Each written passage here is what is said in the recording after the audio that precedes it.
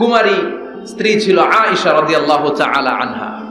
ওনার বাড়িতে বিশ্বনবীর আরেক স্ত্রী, খুব সম্ভবত হাফসা বা সফিয়া, কোন বর্ণনা এসেছে পায়েস, কোথাও এসেছে ঝোলওয়ালা তরকারি হাদিয়া নিয়ে আসছে, যে এটা আপনারা দিলাম। মা আয়েশা তরকারি দেখে রেগে গেলেন, আমার ঘরে তরকারি দিছো কেন? আমি রাঁধতে পারি না? আমি নিজ হাতে রান্না করে বিশ্বনবীরে খাওয়াবো। রেগে মেগে তরকারির ঝোল নিয়ে সফিয়ার বা হাফসার গালের মধ্যে মেখে দিয়েছে। হাফসা যে বিশ্বনবীর কাছে বলি, ইয়া রাসূলুল্লাহ, কুমারী বউ তো আদর করছেন বেশি, লাই দিয়া কই তুলছেন দেখেন। ও নবী, আমি পায়েস নিয়েছিলাম আর ঝোল করা তরকারি নিয়েছিলাম, ভেবেছিলাম আপনিও খাবেন, আয়েশাও খাবে। আয়েশাকে আমি কি রাঁধতে জানি না, নিয়ে আসলা কেন আমার ঘরে, দিলা কেন? আমি রাঁধতে জানি, নিয়ে যাও। শুধু আমার তরকারিটা প্রত্যাখ্যান করে নাই, তরকারির ঝোল আর পায়েস দিয়ে আমার গালের মধ্যে কসমেটিক্স বানায়া দিছে। এই যে গাল দেখেন, দলিল নিয়ে আসছি, দেখেন কি করছে। বিশ্বনবীর পদ্ধতি ছিল, বিচার কেউ দিলেই he never take any action, he never react anymore। কখনো উনি অ্যাকশনে যেতেন না, উনি দুই পক্ষের কথা শুনতেন। সুবহানাল্লাহ পড়েন। আর আমাদের বিচার করতে গেলে একজনের কথা শুনে আরেকজনের বাস আছে না নাই? বললেন আয়েশারে ডাকো, আয়েশা এমন করেছো? করেছি। কেন করেছো? বলে ইয়া রাসূলুল্লাহ, মাথাটা গরম ছিল, নিজেকে সামলাতে পারিনি গো নবী, সামলাতে পারিনি, আমি ভুল করেছি, আমি স্বীকার করলাম, মাফ করে দেন। বিশ্বনবী বললেন, এবার ঠিক আছে, দুজনের কথা আমি শুনেছি, এবার আমার জাজমেন্ট হচ্ছে কিসাস, মানে যেমন করেছো তেমন, গুতা মারলে গুতা, ঘুষি মারলে ঘুষি, আঘাত করলে আঘাত, ঠিক কিনা? হাফসাকে তুমি যেমনি ঝোল মাখিয়ে দিয়েছো, হাফসা তুমিও বাটি থেকে ঝোল নিয়ে আয়েশার গালে পলিশ করে দাও। হাফসাও সুযোগ পাইয়া ঝোল নিয়ে মাইখা দিছে। এবার দুইজনের গালে কসমেটিক্স। বিশ্বনবী মুচকি হাসলেন, আরশের উপর থেকে খুশি হয়ে গেল কে? আল্লাহ। এটা হচ্ছে বিশ্বনবীর বিচার করার বুদ্ধিমত্তা। হি ওয়াজ এ ভেরি গুড মিডিয়েটর। ঝগড়া লাগলেই, বুখারীতে একটা চ্যাপ্টার আছে, চ্যাপ্টারের নাম হচ্ছে ইযহাবু বিনা নুসলিহ বাইনাহুম। চ্যাপ্টারের নাম আমাকে নিয়ে চলো, আমি মিলাইয়া দিব। চ্যাপ্টারের নাম কি? আমাকে নিয়ে যাও, আমি মিলাইয়া দিয়ে আসবো। কত জায়গায় যে বিশ্বনবী যে মিলাইয়া দিয়ে আসতেন। মক্কা থেকে তিনি যখন মদিনায় এসেছেন, মদিনার দুইটা গোত্র ছিল, আউস আর খাজরাজ। এদের এই দুই গোত্রের মধ্যে 100 বছরের মারামারি, 120 বছরের যুদ্ধ, কেউ থামাতে পারে না। থামাতে পারবে কি করে? বাবা যখন মারা যায়, ছেলেরা বলতো আমারে মারছিল, তোরাও মারবি। কেউ যখন ইন্তেকাল করে ওসিয়ত করে যেত, আমারে কোপাইছে, তোরাও কোপাবি, কোপায়া সাইজ করে ফেলবি। তো সবাই সবার রাগ আর ঝাল মেটানোর জন্য এরকম ছেলে মেয়েদেরকে ওসিয়ত করে যেত যে এই যুদ্ধ যেন বন্ধ না হয়, আমার প্রতিশোধ তুই নিবি বাবা। এরকম ডাকাত কিছু লোক আছে না নাই? দাউ দাউ করে আগুন শুধু জ্বালাতে চায়। 120 বছরের যুদ্ধ কেউ থামাতে পারে না। বিশ্বনবী মক্কা থেকে মদিনায় হিজরত করলেন। মদিনায় যে উভয় পক্ষের নিয়ে বসলেন, উভয় পক্ষের সব কথা শুনলেন। এরপরে কথা শোনার পরে মাত্র 7 দিনের ব্যবধানে বিশ্বনবী 120 বছরের যুদ্ধ মিটায় দিলেন। এতদিন পর্যন্ত নিয়ম ছিল, আউসের কেউ খাজরাজের কোনো মেয়ে বিয়ে করে না, খাজরাজের কোনো ছেলে আউস থেকে মেয়ে নেয় না। ওদের আনন্দ ওদের মতো, এদের আনন্দ এদের মতো। এই মিলিয়ে দেওয়ার পর থেকে আউস আর খাজরাজের মধ্যে বিয়ে করানোর ধুম পড়ে গেল। এরা কুরবানির গোশত নিয়ে আউসের এরা খাজরাজের বাড়িতে দিয়ে আসে, খাজরাজের এরা আবার ওট জবাই করলে বড় রান দিয়ে আসে আউসের কাছে। সুবহানাল্লাহ পড়ে। বিশ্বনবী ছিলেন গুড মিডিয়েটর। তিনি মদিনায় লোকেশন খুঁজতেছেন, কোথায় হবে আমার মসজিদ নববী, যেটা হবে আমার ক্যান্টনমেন্ট, যেটা হবে আমার গণভবন, যেটা হবে আমার বাসভবন, যেখান থেকে আমি মিলিটারি সোলজার পাঠাবো অ্যাটাক করার জন্য, যেখানে হবে আমার জেলখানা, যেখানে হবে আল্লাহর কাছে সেজদা দেওয়ার জিকির করার জায়গা। চিল্লা এখন ঠিক কিনা? এখন মসজিদগুলোরে আমরা মনে করছি শুধু ইবাদতের জায়গা। এই মসজিদ কেন্দ্রিক সব হতে হবে। আপনি গোটা বিশ্ব দেখেন, বাংলাদেশের ছোট্ট একটা চিপার মধ্যে একটা মসজিদ দাঁড় করা হয়েছে। মসজিদ হবে অনেক বড় এরিয়া নিয়ে, পার্কিং লট থাকবে বড় বড়। মসজিদের একতলায় থাকবে কমিউনিটি সেন্টার, এক জায়গায় থাকবে হিজামা সেন্টার, এক জায়গায় থাকবে রুকিয়া সেন্টার, আরেক জায়গায় খতিব সাহেব সোশ্যাল কাউন্সিলিং করবে। যুবকদের কি সমস্যা, নারীদের কি সমস্যা, বিধবাদের কি সমস্যা, কার কি মাসালা জানার আছে, লিগ্যাল অপিনিয়ন জানার আছে, খতিব সাহেব সোশ্যাল কাউন্সিলিং করবে। চিল্লা এখন ঠিক কিনা? এইভাবে গোটা বিশ্বব্যাপী মসজিদ কেন্দ্রিক কাজ হয়। এদেশে মসজিদে শুধু নামাজ, আর কিছু নাই।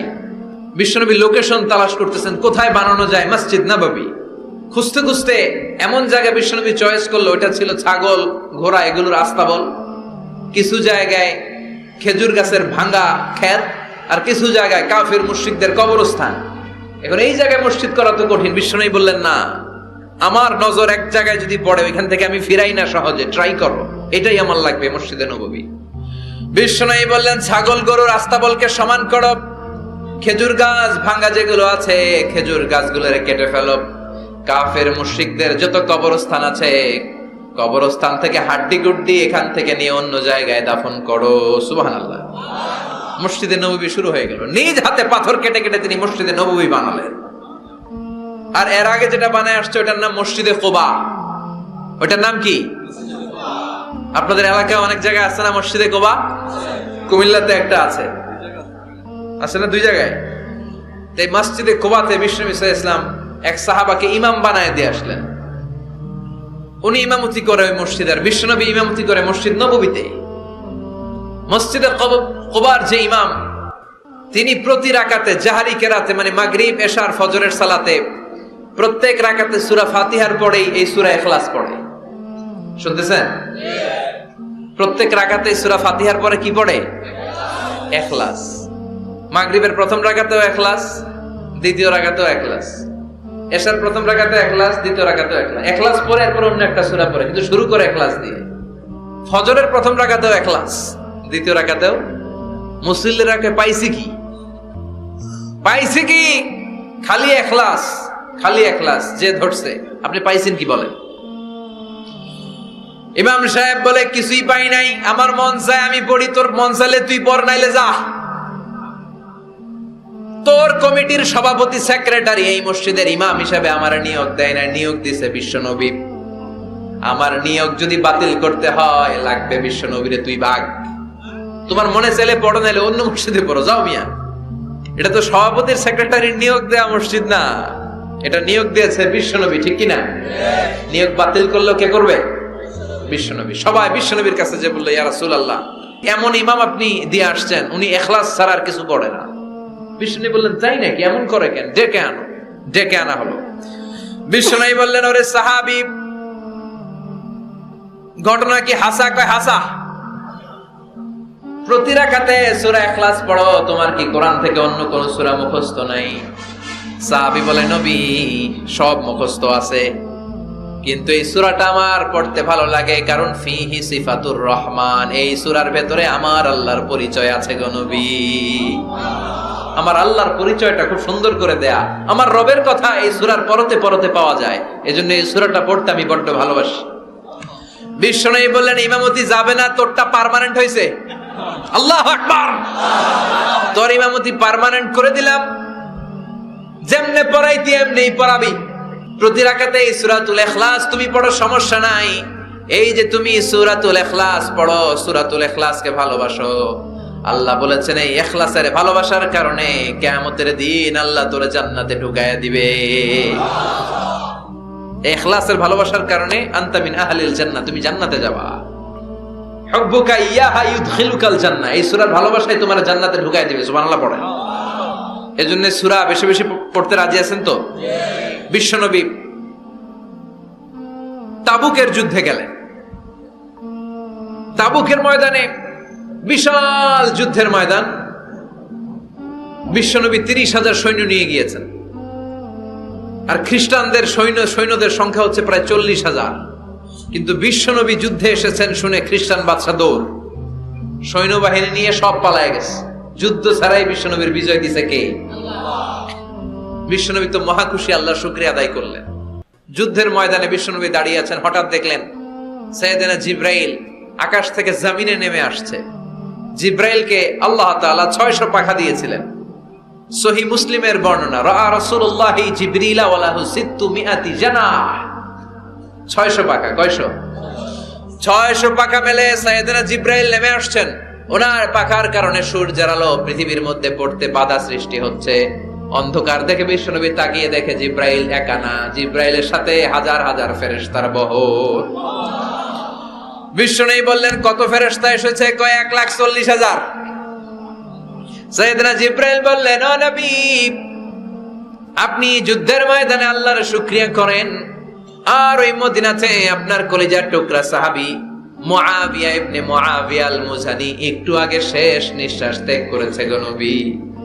বিশ্বনবী পড়লেন, ইন্না লিল্লাহি ওয়া ইন্না ইলাইহি রাজিউন। সাইয়েদনা জিব্রাইল বলেন, নবী, এইমাত্র মুআবিয়া ইবনে মুআবিয়া আল মুজানি দুনিয়া থেকে বিদায় নিয়েছে, আপনি কি তার রুহের মাগফিরাতের জন্য গায়েবানা জানাজা পড়বেন না? বিশ্বনবী বললেন, অবশ্যই পড়ব। সাহাবাদের মধ্যে ঘোষণা দিয়ে দিলেন, সবাই ওযু করে আসো, যুদ্ধের ময়দানে আল্লাহ আমাদেরকে বিজয় দিয়েছে, আর খবর পেলাম মদিনাতে আমার সাহাবা মুআবিয়া ইন্তেকাল করেছে, মুআবিয়ার রুহের মাগফিরাতের জন্য আমরা গায়েবানা জানাজা পড়ব। পড়েন সুবহানাল্লাহ। গায়েবানা জানাজা কি বুঝেন? লাশ থাকে না সামনে, লাশ নাই, 4 তাকবীর, এটা আপনি পড়তে পারেন, এটা আপনি পড়তে পারবেন। লাশ নাই কিন্তু তার জন্য দোয়ার জন্য পড়তে পারবেন। জানাজা মানেই দোয়া, দোয়া লিল মাইয়িত।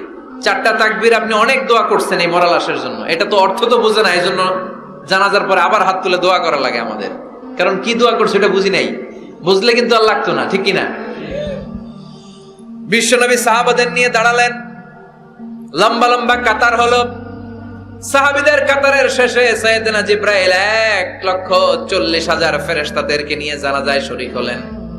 বিশ্বনবী 4 তাকবীর দিয়ে জানাজা পড়লেন, আল্লাহু আকবার, আল্লাহু আকবার, আল্লাহু আকবার, আল্লাহু আকবার। 4টা তাকবীরের মধ্য দিয়ে জানাজা শেষ করলেন।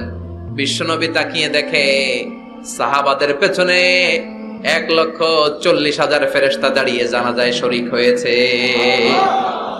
বিশ্বনবী বললেন, জিব্রাইল, কোনদিন তো এত ফেরেশতা নিয়ে কারো জানাজায় শরীক হতে দেখি নাই। ঘটনা কি? কি এমন আমল ছিল আমার মুআবিয়ার, যে আমলের কারণে মুআবিয়ার নামটা আল্লাহর আরশে চলে গিয়েছে? 1,40,000 ফেরেশতার বহর নিয়ে তুমি জানাজায় শরীক হয়েছো, কি এমন গোপন আমল ছিল আমার মুআবিয়ার, আমারে বলো। সাইয়েদনা জিব্রাইল বললেন, নবী, আপনার মুআবিয়া বিশেষ একটা আমল করত। বিশ্বনবী বললেন, কি সেটা? সাইয়েদনা জিব্রাইল বলে, আপনার এই সাহাবী কাইমান আও কাঈদান, জালিসান আও মাশিয়ান, উঠতে বসতে চলতে ফিরতে সব সময় আপনার এই সাহাবী পড়তে থাকতো, কুল হুয়াল্লাহু আহাদ, আল্লাহুস সামাদ, লাম ইয়ালিদ ওয়া লাম ইউলাদ ওয়া লাম ইয়াকুল লাহু কুফুয়ান আহাদ। পড়েন সুবহানাল্লাহ। উঠতে বসতে চলতে ফিরতে সব সময় এই সাহাবীর একটা অভ্যাস ছিল, উনি কুল হুয়াল্লাহু আহাদের উপর আমল করত, বেশি বেশি সূরাতুল ইখলাস পড়তো। পড়তে রাজি আছেন? আজ থেকে বেশি বেশি সূরাতুল ইখলাসের উপর আমল বাড়ানোর দরকার আছে না নাই? বিশ্বনবী প্রতিদিন সকালবেলা, সন্ধ্যাবেলা, ওয়া ইনদামা ইয়াযহাব ইলা ফিরাশি, আর রাতে যখন বেডে ঘুমাতে যেতেন, হাত দুইটা এরকম করতেন, করে তিনি সূরাতুল ইখলাস পড়তেন, সূরাতুল ফালাক পড়তেন, সূরাতুন নাস পড়তেন, এই 3টা সূরা পড়তেন। এই 3টা সূরাকে একসাথে বলে 3 কুল। কি বলে? কুল আস-সালাসা, কারণ এই 3টা সূরার শুরুতে কুল আছে না নাই? 3 কুল পড়ে বিশ্বনবী হাতের মধ্যে ফু দিতেন। ফু দিয়ে মাথা থেকে শুরু করে মুছতে মুছতে মুছতে মুছতে পা পর্যন্ত মুছতেন, হাত মুছতেন, সারা দেহের যতটুকু সম্ভব বিশ্বনবী সারা দেহের মধ্যে এই 3 কুল পড়া হাত দুইটা দিয়ে সারা দেহের মধ্যে বিশ্বনবী হাত বুলিয়ে দিতেন, মেসেজ করে দিতেন, সুবহানাল্লাহ। সকালে, সন্ধ্যায়, আর রাতের বেলা বিছানায় গেলে। এটা protection from all the bad আইস। যত হিংসুক চক্ষু আছে, যত ভূত পেতনি আর শয়তানের অনিষ্ট আছে, সব থেকে আপনাকে রক্ষা করবে কে? আল্লাহ। এজন্য প্রতিদিন এগুলো পড়বেন। কি কি পড়বেন? এরকম হাত দুইটা মিলায়া সূরা ইখলাস, সূরা ফালাক, সূরা নাস, 3টার বলে একসাথে 3 কুল। কি বলে? আজকে থেকে এটার আমল করা যাবে। মা আয়েশা যখন অসুস্থ হতেন, বিশ্বনবীর কাছে যে বললেই বিশ্বনবী বলতেন, আয়েশা, হাত দুইটার একসাথে করো, সূরা ফালাক পড়ো, ইখলাস পড়ো, নাস পড়ো, ফুদাও, আর সারা দেহে মেসেজ করো। সুবহানাল্লাহ পড়েন। বিশ্বনবী একবার সেজদায় আছেন। কিসে আছেন? চিল্লায় কোন? সেজদা অবস্থায় লাদাগাতহু আকরাব, একটা বিচ্ছু পোকা এসে বিশ্বনবীর হাতের মধ্যে কামড় দিয়েছে। বিচ্ছু কামড় দিলে খুব আরাম লাগে না? হ্যাঁ, বিষাক্ত, পয়জনাস, ভেনামাস। বিশ্বনবী ব্যথা পাচ্ছেন, প্রচন্ড ব্যথায় বিশ্বনবী অস্থির। বিষ্ণু বললেন লাআনাতুল্লাহি আলাল আকরাব, এই বিচ্ছুর উপর আল্লাহর লানত। এটা মুসল্লিও চিনে না, নবীও চিনে না, কোন জায়গায় কামড় দিতে হবে এটাও জানে না, কিন্তু কামড় দিয়েছে, ব্যথায় কাতরাচ্ছে। বিষ্ণু বললেন লবণের পানি গরম দাও, আঙ্গুলের উপরে ঢালো। লবণের পানি গরম দিয়ে আঙ্গুলের উপরে ঢালতে শুরু করে দিল। বিশ্বনবী পড়তে আরম্ভ করলো কুল হুয়াল্লাহু আহাদ আল্লাহুস সামাদ লাম ইয়ালিদ ওয়া লাম ইউলাদ ওয়া লাম ইয়াকুল লাহু কুফুয়ান আহাদ। পড়েন সুবহানাল্লাহ। এজন্য ব্যথা পেলে, সাপে কামড়ালে, বিচ্ছু কামড়ালে, বল্লা কামড়ালে, মধুপোকা কামড়ালে কি করবেন? সূরা ইখলাস, সূরা ফালাক, সূরা নাস। আবার বলেন সূরা ইখলাস, সূরা ফালাক, সূরা পড়ে ফু দিবেন। আর রাত্রিবেলা, সকালবেলা ঘুমোতে যাওয়ার আগে হাতের মধ্যে ফুল দিয়ে সারা দেহে মেসেজ। মনে থাকবে না? মাহফিল শেষ, ওয়াজও শেষ, মনে থাকবে তো? আল্লাহ বললেন কুল হুয়াল্লাহু আহাদ। নবী আপনি বলেন আল্লাহ একজন, এক এবং অদ্বিতীয়। আমাদের আল্লাহ কয়জন? একজন হওয়াতে আমাদের জন্য লাভ না লস? কেমনে লাভ? 3 জন 4 জন হইলে কইতাম আমগো আল্লাহ 60 জন। হ্যাঁ, 3 জন হইলে 3 রকম বলতো, একজনের খুশি করে পারি না। 3 জন হইলে ঝামেলা আছে না নাই? আল্লাহ যদি 2 জন হতো কি হতো? একজন বলতো এতদিন তুমি তোমার মন মতো মহাবিশ্বের সব কিছু পরিচালনা করেছো, আজকে থেকে আমি আমার মন মতো করবো। ঝামেলা আছে না নাই? এতদিন দুনিয়ার মানুষগুলো পায়ে ভর দিয়ে হাঁটতো, হাত দিয়ে খেত, এখন থেকে যতগুলা মানুষ আসবে সব হাতে চলবে আর পা দিয়ে খাবে। আছে না নাই? এতদিন যাবত মেয়েরা গর্ভধারণ করতো তোমার নিয়মে, ছেলেরা কামাই করতো, এখন থেকে পুরুষরা গর্ভধারণ করবে, মেয়েরা কামাই করবে। আছে না নাই? এতদিন তুমি পূর্ব দিক থেকে সূর্য উঠিয়েছো, পশ্চিম দিকে অস্ত দিয়েছো, কালকে থেকে আমার নিয়মে পশ্চিম দিক থেকে সূর্য উঠাবো আমি, পূর্ব দিকে অস্ত যাবে। কিলাকিলি আছে না নাই? 2 জনের মধ্যে যদি সংলাপ সমঝোতা না হইতো মারামারি আছে না? এজন্য আল্লাহ বলেন লাউ কানা ফীহিমা আলিহাতুন ইল্লাল্লাহু লাফাসাদাতা। মহাবিশ্বে আল্লাহ একজন না হয়ে যদি একাধিক হতো, মহাবিশ্বটা মুহূর্তের মধ্যে ধ্বংস হয়ে যেত। ঠিক কি না? এজন্য আল্লাহ একজন হওয়াতে আমাদের লাভ হয়েছে। 3 জন হইলে 3 রকম কথা কইতো। ঠিক কি না? একজন বলতো আমারে বেশি ডাকস না কেন, ওরে ডাকস কেন? একজন বলতো ওরে ডাকস, আমারে ডাকস না কেন? ওর জিকির করলি, আমার নামের জিকির করলি না কেন? ওরে খুশি করতে চাস, আমারে করস না কেন? ভেজাল হইতো না? এখন একজন, মারলেও আসি, কাটলেও আসি, বাঁচলেও আসি, একজন। সুবহানাল্লাহ পড়েন। এটা সহজ হয়ে গেছে। এজন্য আল্লাহ বললেন কুল হুয়াল্লাহু, সবাই বলেন কুল হুয়াল্লাহু আহাদ, মানে এক বা একক। আল্লাহর কোনো শরীক নাই, তার কোনো সাথী নাই, তার কোনো বন্ধু নাই, তার কোনো বাবা নাই, তার কোনো পিতা নাই, তিনি হলেন আহাদ। আহাদ হচ্ছে আল্লাহর চমৎকার একটা নাম। সাইয়েদনা বেলাল রাদিয়াল্লাহু তাআলা আনহুকে ঈমান আনার জন্য অত্যাচার শুরু করা হলো। এমন কোন মাইর নাই তারা দেয়া হয় না, পিটিয়ে পিটিয়ে রক্তাক্ত করে জমিনে ফেলে রাখা হতো, পিটিয়ে গোশত হাড্ডি থেতলে ফেলা হতো। প্রচন্ড মরুভূমির গরম বালুর মধ্যে ওনাকে শুইয়ে রেখে পেটের উপরে পাথর চাপা দেয়া হতো, বলতো এবার জিকির কর লা ইলাহা ইল্লাল্লাহ। বেলাল আর জিকির করতে পারে না, লা ইলাহা ইল্লাল্লাহ শ্বাস বের হয় না, শ্বাস যেটা ঢুকায় বের করতে পারে না, শ্বাস নিতে পারে না, লা ইলাহার আওয়াজ আর মুখ দিয়ে বের হয় না। এবার বেলাল ছোট্ট করে আল্লাহর ডাকে পড়ে আহাদ। কি পড়ে? আরো জোরে পড়েন। এজন্য আল্লাহ বললেন কুল হুয়াল্লাহু আহাদ, তিনি এমন আল্লাহ, তিনি হলেন আহাদ। আহাদ ছিল বেলালের জিকির। ঠিক কি না? এখন আজান আছে কিন্তু বেলালের রূহ নাই, মানুষ আছে কিন্তু সেই ঈমান নাই। চিল্লা এখন ঠিক কি না? আজ সেই কোরআন আছে, হাদিস আছে, সেই ঈমান আরে মানুষ নেই, সেই আলী হায়দারে উসমান নেই। আজানের ধ্বনি আছে আগেরই মতোই, আজানের ধ্বনি আছে আগেরই মতোই, বেলালের সেই রূহ নেই, বেলালের সেই রূহ নেই। আজ সেই কোরআন আছে, হাদিস আছে, সেই ঈমান আর মানুষ নেই, সেই আলী হায়দারে উসমান নেই। ফলসফা আছে আগের মতোই, ফলসফা আছে আগের মতোই, গজলের সেই তালকিন নেই, গজলের সেই তালকিন নেই। আজ সেই কোরআন আছে, হাদিস আছে, সেই ঈমান আর মানুষ নেই, সেই আলী হায়দার উসমান নেই। চিল্লায় বলেন ঠিক কিনা?